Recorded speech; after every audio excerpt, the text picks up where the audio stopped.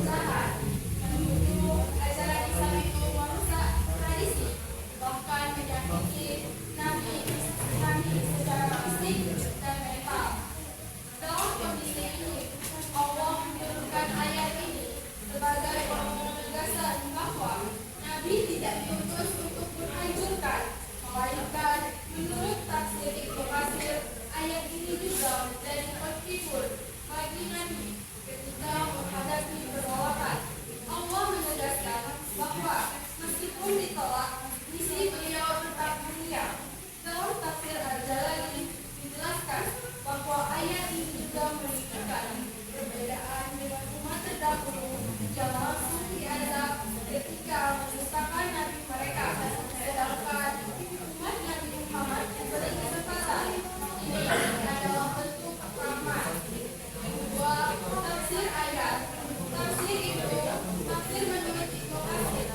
Ibnu Katsir menjelaskan bahwa Nabi Muhammad adalah rahmat bagi semua makhluk, bagi orang beriman, rahmat berupa petunjuk, bagi orang kafir, rahmat berupa penangguhan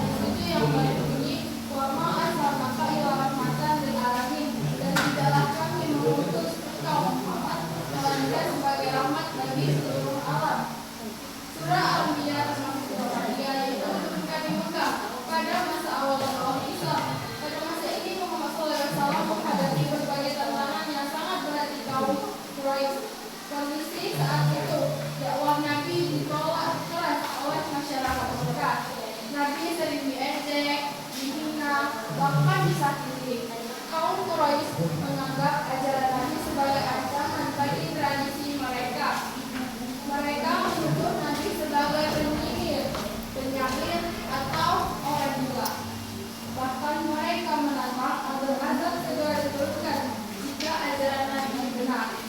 Dalam situasi seperti ini, bisa saja orang berpikir bahwa Nabi itu diutus untuk membawa hukuman atau azab bagi orang-orang yang menentangnya.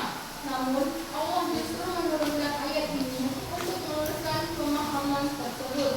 Ayat ini menegaskan bahwa misi utama Nabi Muhammad SAW bukan menghancurkan, tetapi membawa rahmat, kasih sayang, dan kebaikan bagi seluruh alam.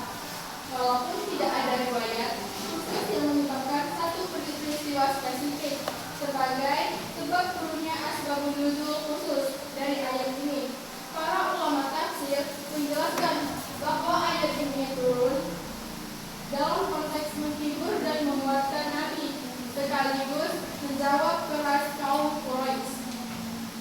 Para ulama di sini, para ulama juga menjelaskan bahwa ayat ini turun dalam konteks pendekatan pada kaum Quraisy terhadap dakwah Nabi, terhadap dakwah Nabi.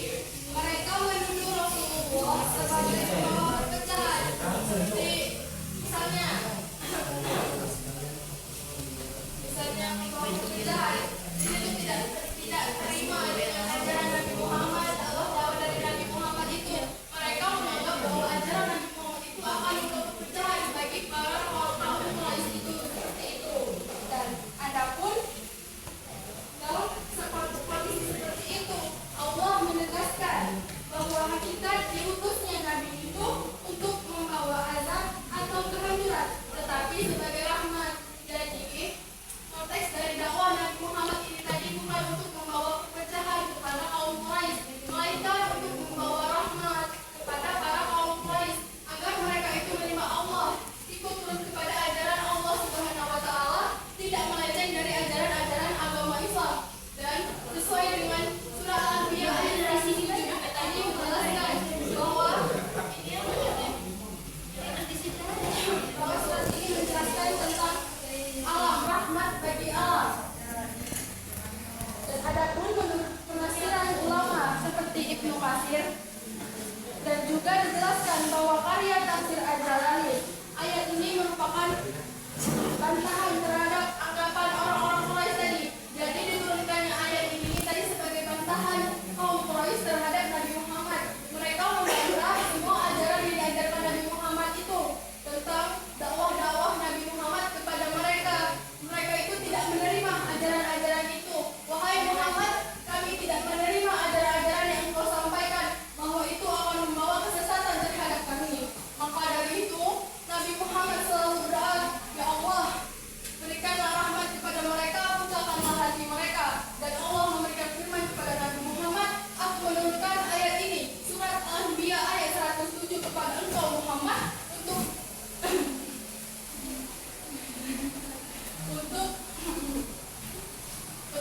disampaikan kepada mereka bahwa ajaran engkau itu nyata, tidak membawa perpecahan, melainkan membawa rahmat kepada kaum Quraisy tersebut. Ayat ini juga menunjukkan perbedaan besar antara umat Nabi Muhammad dengan umat-umat terdahulu.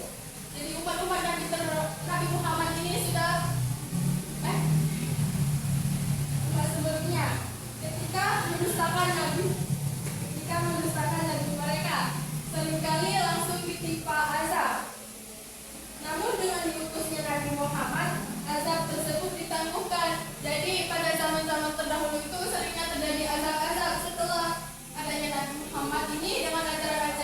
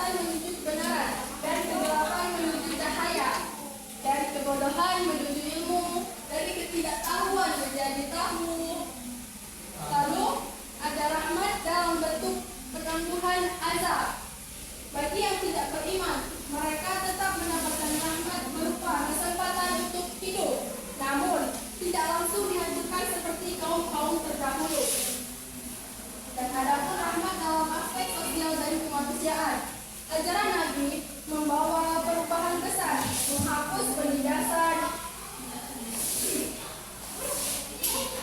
mengangkat derajat perempuan, menegakkan keadilan, dan membangun masyarakat yang beradab. Beradab jadi rahmat bagi seluruh alam. Ini yang dibahas pada surah Al-Anbiya ayat 100 ini. Islam tidak hanya mengatur hubungan manusia dengan Allah, tetapi juga dengan sesama manusia itu sendiri, bahkan dengan lingkungan dan makhluk lain. Seperti contohnya itu, selalu mengikuti hewan, tidak menebang pohon secara sembarangan. Contohnya, dampaknya, jika kita membunuh hewan secara sembarangan, kita akan mengalami kepunahan hewan tersebut. Kalau alam juga tidak kita jaga, contohnya terjadinya polusi udara, tercemarnya udara, kesehatan tidak stabil, sering sakit. Itu merupakan dampak dari terjadinya kerusakan bagi alam. Bahkan dengan lingkungan dan makhluk lain, ini menunjukkan bahwa Islam itu adalah agama yang holistik. Nah, makna rahmat di sini bukan sekedar belas kasihan, tetapi mencakup kebaikan yang luas, kepedulian terhadap sesama, keadilan dalam bersikap, kasih sayang tanpa diskriminasi. Seorang muslim sejati adalah orang yang kehadirannya membawa ketenangan, bukan keresahan, membawa solusi, bukan malah membawa konflik. Jika kita benar-benar memahami ayat ini, maka seharusnya terlihat dalam kehidupan sehari-hari. Dalam keluarga kita menjadi pribadi yang penuh kasih sayang, tidak kasar, dan tidak menyakiti. Dalam lingkungan masyarakat, menjadi orang yang jujur, adil, dan dapat dipercaya.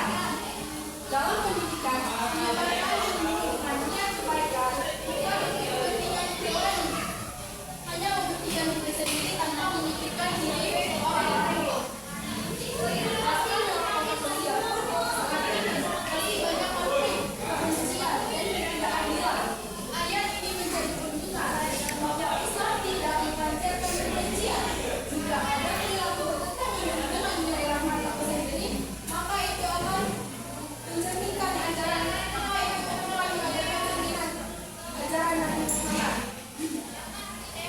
Adapun penutup dari ini, makna ayat ini bukan hanya untuk dipahami, tetapi untuk dihidupkan, diamalkan. Dunia hari ini sangat